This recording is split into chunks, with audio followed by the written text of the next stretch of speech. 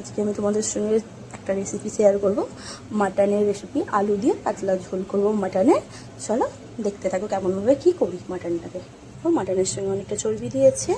মাটনটা যেহেতু আলু দিয়ে ঝোল করবো, তোমাদেরকে আগেই বললাম। আলুটাকে আমি নুন হলুদ দিয়ে একটু ভেজে নিয়েছি, নরম করে চাপা দিয়ে রেখেছি। লাস্টে কড়াই দিয়ে দেবো। চলো দেখাতে থাকি। দিয়ে নাড়িয়ে দিলাম, গোটা গরম মশলা দিলাম আমি, দিয়ে নাড়িয়ে দিয়েছি। তার সঙ্গে দেখো এবার দেবো আমি একটু সামান্য সাদা জিরে মাটনে দিয়ে একটু ভাজবো লাল লাল করে। দেখো এগুলো আমার একটু লাল লাল করে ভাজা হয়ে গেছে মাটনে। তার সঙ্গে দিয়ে দেবো পেঁয়াজ টমেটো আমি কিছুই বেটে দেবো না, কেন যেহেতু তোমাদেরকে বললাম খুব পাতলা আলু দিয়ে মাটনের ঝোল করবো, গরম গরম ভাত করবো, যেহেতু কালকে উপোস ছিল। তো আজকে রাম ঠাকুর বিসর্জন আছে, তোমাদেরকে দেখাবো আমাদের এখানে রাম ঠাকুর বিসর্জন। আর তাতে পেঁয়াজটা দিয়ে দিলাম, দিয়ে নেড়ে নিলাম। রাম ঠাকুর বিসর্জন দেখতে যাবো বলে বিকালেও আমি আজকে আর রান্না করবো না, তার জন্য একটু বেশি করেই মাটন নিয়ে এসেছি। দুবেলা যাতে হয়ে যায় সেই জন্য পাতলা করে ঝোল করে নেবো আলু দিয়ে, তাহলে দুবেলা আমাদের হয়ে যাবে। চলো পেঁয়াজটা ভেজে নিয়ে দেখাচ্ছি।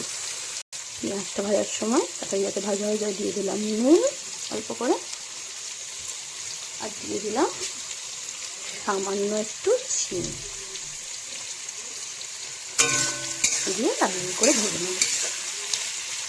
দেখো পেঁয়াজটা আমার লাল লাল করে ভাজা গেছিলো। আমি মটনটা দিয়ে ফেলেছি, ভুলে ভিডিওটা তুলতে পারিনি। মটনটা দিয়ে পেঁয়াজটা একটু লাল লাল করে ভেজে নিয়েছি, দিয়ে মাটনটা আমি দিয়ে দিয়েছি।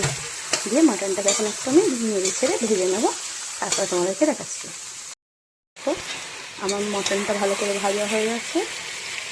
পেঁয়াজটাও দেখছো, তখন একটুখানি মনে হচ্ছিলো একটু কাঁচা কাঁচা ছিল, এখন দেখো পেঁয়াজটাও বেশ লাল লাল করে ভাজা হয়ে গেছে। মাটনটা নিয়েছি, একটু ভালো করে ভেজে নিয়েছি। এর মধ্যে এখন আমি অ্যাড করে দেবো টমেটো আমি একটু নেড়ে নেবো।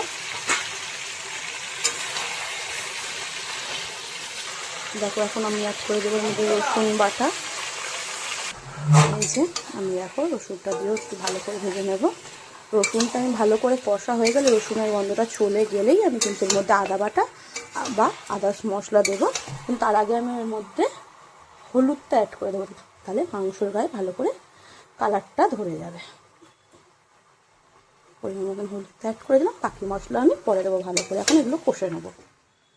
দেখো বন্ধুরা আমার এখানে টমেটোটাও ভালো করে গলে গেছে, রসুনটাও ভালো করে কষা হয়ে গেছে।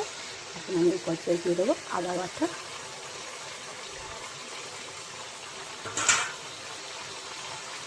তার মধ্যে অ্যাড করে দেবো ধনে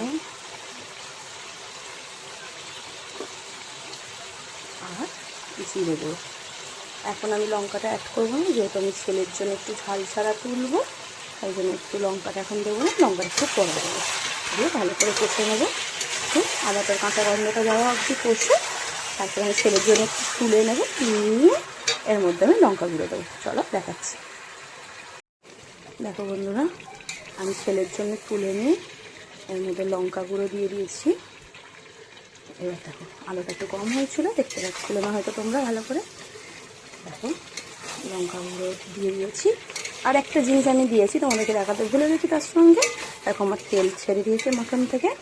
আর একটা জিনিস দিচ্ছি, সেটা হচ্ছে একটু দই দিয়েছি। এই যে দইটা আমি একটু দিয়েছি অল্প করে ফাটিয়ে, প্যাকেটের দই। দেখো কালারটা কি ভালো এসছে, কষে নিয়েছি। লঙ্কা গুঁড়ো দিয়েও তেল ছেড়ে দিয়েছি ভালো মতো। তার সঙ্গে কিন্তু আমি শুধু লঙ্কা গুঁড়ো না, সঙ্গে আমি কিন্তু একটু কাশ্মীরি লঙ্কা গুঁড়োও অ্যাড করেছি। চলো তারপরে দেখাচ্ছি কী করছি। দেখো এখানে কিন্তু আমি মাটনে জল দেবো বলে জল গরম বসিয়ে দিয়েছি। দেখো বন্ধুরা আমার মাটনটা হয়ে গেছে, জল দিয়ে দিয়েছি, পুরো সেদ্ধ হয়ে গেছে। ঝোলটা ফুটে গেছে। আলুটা আমার ভেজে রাখা ছিল, পুরো আলু নরম হয়ে গেছে, সেদ্ধ। ঝোলে দিয়ে দিলাম এখন আমি, দিয়ে একটু নামিয়ে নেবো, ফুটিয়ে নেবো। নুন টুন একটু দেখে নেবেন, নিজের পছন্দ মতো নুনটা দিয়ে দেবেন।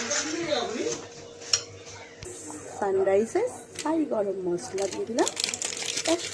রেডি আমার মাটন। এখন আমি চাপা দিয়ে রেখে দেবো স্ট্যান্ডিং টাইমের জন্য, তারপরে খাওয়ার জন্য মাটন একদম রেডি। দেখো আমি তোমাদেরকে বলেছিলাম আগে দিয়ে একদম পাতলা ঝোল করব। দেখো ভীষণ পাতলা ঝোল করেছি মাটনে, ভীষণ ভালো লাগে এই ঝোলটা খেতে, পাতলা ভাতের সঙ্গে, গরম গরম ভাতের সঙ্গে তার সঙ্গে কী খাবো দেখো, তোমাদেরকে দেখিয়ে দিই। গন্ধরাজ লেবু, লেবু দিয়ে মাটনের ঝোল ভাত।